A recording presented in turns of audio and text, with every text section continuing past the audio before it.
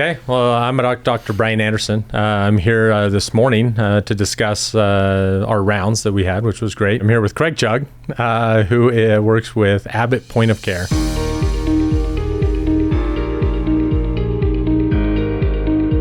And our topic this morning is about traumatic brain injury and how we can advance or improve our assessment of these patients in a more effective way, efficient way, and maybe minimizing some of the downsides of healthcare. We know what we do to people in healthcare actually causes a lot of negative effects. And that's a troubling thing to most of us who work in healthcare. And so we're always looking for ways to reduce that. Craig actually taught me a lot about diagnostic testing and point of care. He was one of my undergraduate professors many, many years ago and at Weber State. And so it's been really fun to kind of come full circle. My daughter's actually in that same program as we speak. So this has been something I've been passionate about my whole life, and seeing the role that diagnostic testing and stuff can have on our patients. And now as a clinician, I get to use those things. The tests that I used to run in the lab, I now use to take care of patients. So this is super exciting for me, and I love it. And the fact that it impacts my traumatic brain injury patients just makes it even more special. So Craig, kind of give us a little bit of background on these new biomarkers that we're able to test for, and how are they relevant? The thing I like that you expressed was the diagnostic testing piece that we both enjoy. I mean, we've spent our careers doing it, because what I think these biomarkers do and other diagnostic tests do is they take a black and white picture of when a patient comes in, and they add color to it. It might be a paint by numbers, which is my ability of painting, but it adds color to that.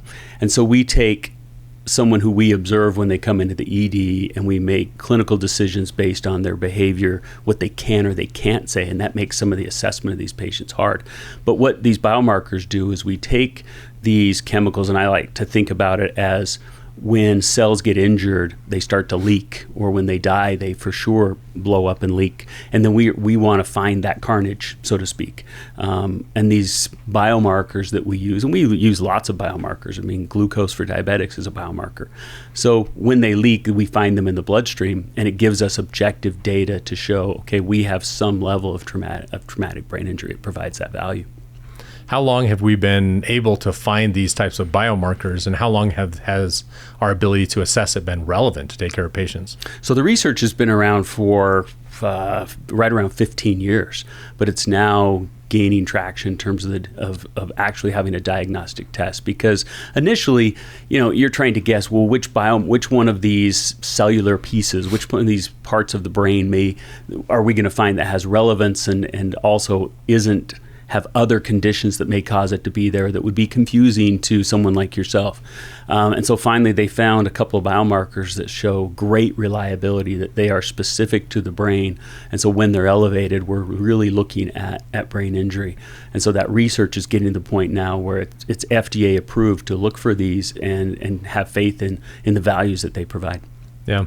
So I know these biomarkers are found primarily in neurons, glial cells, astrocytes, and things like that. So there's not a lot of risk or concern if somebody has a significant injury to their body and it damages nerves, peripheral nerves.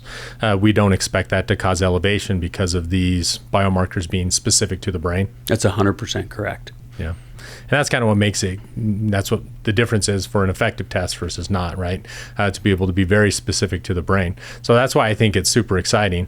So traditionally, when a patient comes in, they have a head injury, really of any kind, almost everybody's getting head CT scans. And in this scenario, you can say, well, the biomarker, yes, it will help provide color or information, but really, shouldn't we just get CT scans on everyone? Why not just get a CT scan on everyone? I think one of the biggest things, and you expressed it in the grand rounds, is that radiation exposure. That's one of the things we want to limit. The other thing we really want to limit is the amount of time people are spending in the ED. I mean, nationally, from the time a person comes in the door until they get that CT resulted, including the evaluation, is over 6 hours. And that's just a lot of time in the ED that we're trying to prioritize patients. And so it's twofold. It's limiting that CT exposure, well, actually threefold, limiting the CT exposure, limiting the cost to the patient in the hospital and healthcare in general, and then also just getting people out of the ED and not spending their entire day there, because they could have come from an urgent care and that was extra time. Yeah. I would agree. Do you have any sense how much cost savings there is for running this test versus doing the CT scan, kind of ignoring the time in the ED because that's hard to quantify and hard to assess. But if we're just looking, hey, we're going to run this test or we're going to do the head scan, how much cheaper is this test? So in the case of this test, it would depend on the hospital and the cost per hour that ED bed costs for them. I think nationally we're talking about $70 to $80 an hour that ED bed is costing, and the limitation of getting somebody else in at that point. And so we're saving that time and money for that hospital. And a lot of these hospitals are so backed up. I have a big hospital that's looking at this test where they have a CT machine in their emergency department. It's a 110 bed ED department, but it can be as long as 8 hours to get a CT with the patient sitting there. Okay. Well, what kind of impact have you seen this have on real people, on real patients that have actually been through this, that have had this done, and what difference has that made? So I think that's, for me, because we geek out of the patient care and the science of it all, that's one of the most exciting things, because you get individuals who, well, let me describe the first person that ever had this test in the United States, because it's just been FDA approved this year on whole blood. And what we mean by that is there's no other processing required of the patient's blood specimen. You can draw the tube from the patient right in their room, take that tube of blood, put some of that blood in the cartridge of the test and run it. And 15 minutes later, we have these values. So a young lady in her early 20s who was a professional wakeboarder who had previous concussions. They were debating, she didn't have any signs of any intracranial injury. Well, let's do the biomarkers. The biomarkers were not elevated, and they could reliably discharge the patient. Another patient was assaulted. He was a college student, didn't have health insurance, didn't want to incur that cost.